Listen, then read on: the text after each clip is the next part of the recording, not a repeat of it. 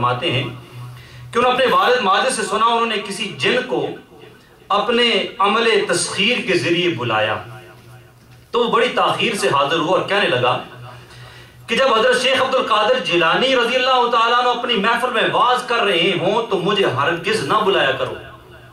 انہوں نے اس کا سبب پوچھا تو کہنے لگا ہم سب وہاں حاضر ہوتے ہیں اور انسانوں سے زیادہ ہم لوگوں کا ہجوم ہوتا ہے اور ہماری قوم سے بہت سے افراد ان کے ہاتھ پر تائب ہو کر مشرف با اسلام ہو چکے ہیں۔ یعنی کہ حضور غوث پاک جو ہیں انسان ہی نہیں بلکہ جنات بھی آپ کی مجلس میں آیا کرتے۔ آپ خود فرماتے ہیں انسانوں اور جنوں میں مشائخ ہوتے ہیں، فرشتوں میں بھی مشائخ ہوتے ہیں، مگر میں ان سب کا شیخ ہوں۔ انسانوں کا بھی، یہ نہ سمجھ لیں کہ آپ سے انبیاء سے نہیں اولیاء کی بات کر رہا ہوں، یہ آپ ڈیفینیشن یاد رکھ لیں۔ اولیاء کی بات جب بھی کسی کی کیٹیگری بیان کی جاتی ہے تو جس جو کلاس ہوتی ہے اسی کلاس کا لیا جاتا ہے۔ اگر میٹرک کا کوئی ہے تو میٹرک کا لیا جائے گا، وہ ایم اے کی کلاس ساتھ شامل نہیں ہوگی، اس کی اپنی کلاس ہوگی۔ تو آپ خود فرماتے ہیں انسانوں اور جنوں میں مشائخ ہوتے ہیں، فرشتوں میں بھی مشائخ ہیں، مگر میں ان سب کا شیخ ہوں۔ جب مجھے حکم دیا جاتا ہے میں وہی کام کرتا ہوں، مجھے حکم دینے والا اللہ ہے۔ اگر تم مجھے جھٹلاؤ گے تو یہ بات تمہارے لیے زہر حلال ہوگی، تمہارا یہ اقدام نافرمانی تمہیں ایک لمحہ میں تباہ کر دے گا۔ اگر میرے منہ پر شریعت کی لگام نہ ہوتی تو میں تمہیں ان چیزوں کی خبر دیتا جو تم کھاتے ہو، پیتے ہو اور گھروں میں چھپا کر رکھتے ہو۔ لیکن وہ خبر تک شریعت کی لگام، من تو گھروں میں کیا رکھ کے آتے ہو تمہیں وہ بھی بتا دوں۔ جیسے آپ کو پہلے میں نے واقعہ بتایا تھا کہ اس بچے کو کس طرح پتہ لگ گیا کہ یہ میرے والد کا قاصد ہے، اس نیک شخص کی والدہ کو کس طرح پتہ لگ گیا کہ میرے بیٹے کا قاصد ہے۔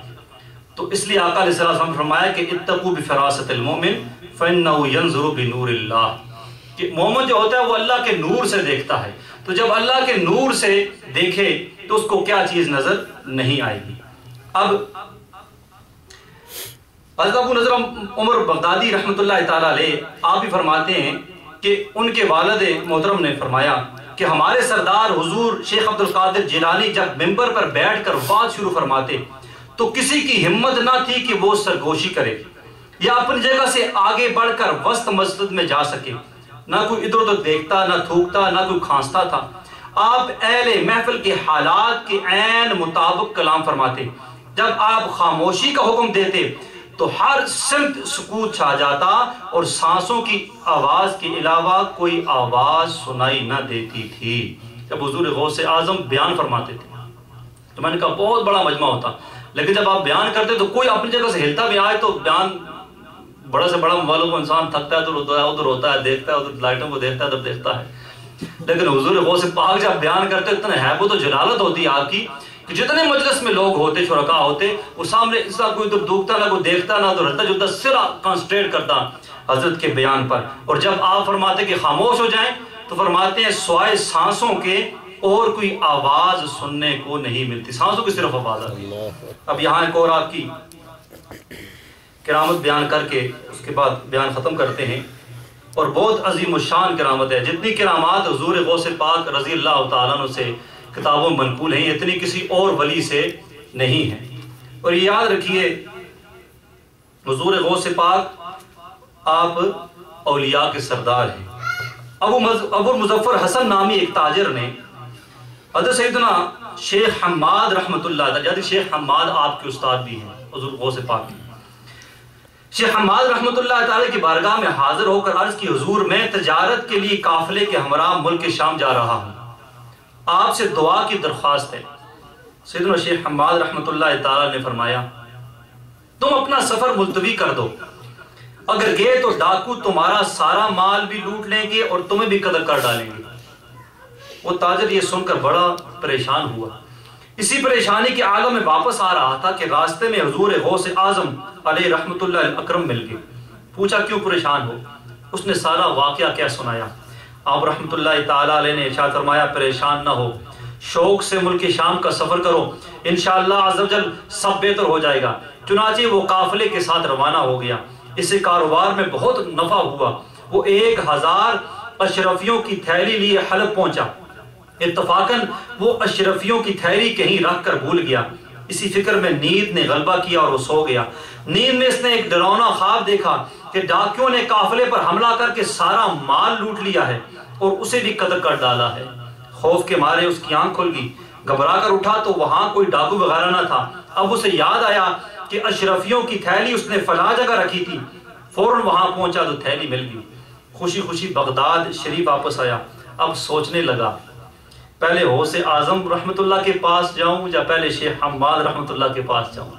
اتفاقاً رستے میں شیخ حماد رحمت اللہ مل گئے اور دیکھتی فرمانے لگے پہلے جا کر غوث اعظم علیہ رحمت اللہ اکرم سے ملو، کیونکہ وہ محبوب ربانی ہیں، انہوں نے تمہارے حق میں 70 بار دعا مانگی ہے، تب کہیں جا کے تمہاری تقدیر بدلی ہے۔ اللہ اکبر، جس کی میں نے خبر دی تھی، اللہ عز و جل نے تمہارے ساتھ ہونے والے واقعہ کو غوث اعظم علیہ رحمت اللہ اکرم کی دعا کی برکت سے بیداری سے خواب میں منتقل کر دیا۔ چنانچہ وہ بارگاہ غوثیت معاب میں حاضر ہوا۔ غوث اعظم علیہ رحمت اللہ اکرم نے دیکھتی فرمایا واقعی میں نے تمہارے لیے 70 مرتبہ دعا مانگی تھی۔ سبحان اللہ، سبحان اللہ، سبحان اللہ۔ دیکھیں اب یاد رکھیے تقدیر کی اقسام ہوتی ہیں، ایک ہوتی ہے تقدیر معلق، ایک ہوتی ہے تقدیر مبرم، اور ایک ہوتی ہے تقدیر مبرم معلق۔ تقدیر معلق جو ہوتی ہے وہ آپ اگر کوئی صدقہ کریں، کوئی بلا آنی ہو تو کوئی صدقہ و خیرات کریں، کوئی بھی نیک شخص آپ کے لیے دعا کرے تو وہ اس سے ٹل جاتی ہے۔ کوئی ایکسیڈنٹ ہونا ہوتی ہے، کوئی بلا ہوتی ہے، آقا علیہ السلام نے فرمایا صدقہ جو ہے وہ بلا کو ٹالتا ہے، تو وہ ٹل جاتی ہے۔ اب تقدیر اس تقدیر معلق کا علم فرشتوں کو بھی ہوتا ہے کہ یہ بدل جائے گی، چینج ہو جائے گی۔ ایک ہوتی تقدیر مبرم، وہ تقدیر مبرم اٹل ہوتی ہے، وہ چینج نہیں ہوتی، اٹل ہوتی ہے، وہ اللہ رب العزت کے علم ہے۔ اور ایک ہوتی ہے تقدیر مبرم معلق، یعنی کہ وہ تبدیل تو ہوتی ہے لیکن فرشتوں کو بھی اس کا علم نہیں ہوتا کہ کیا ہونے والا ہوگا، کیا ہوگا۔ لیکن وہ جو بہت اللہ کے قریب ہو، جس طرح حضور غوث پاک ہیں، جب ایسی کوئی ہستی دعا کرتی ہے تو تب وہ تقدیر مبرم معلق یہ چینج ہوتی ہے، تبدیل ہوتی ہے۔ اس لیے مجدد ثانی رحمت اللہ فرماتے ہیں کہ میرے ساتھ ایسا واقعہ وہ معاملہ ہو گیا، تو آپ کے صاحبزادے تھے، ان کو جو استاد پڑھاتے تھے، آپ نے اپنے صاحبزادوں سے کہا کہ میں تمہارے استاد کے پیشانی پر شقی لکھتا دیکھتا ہوں۔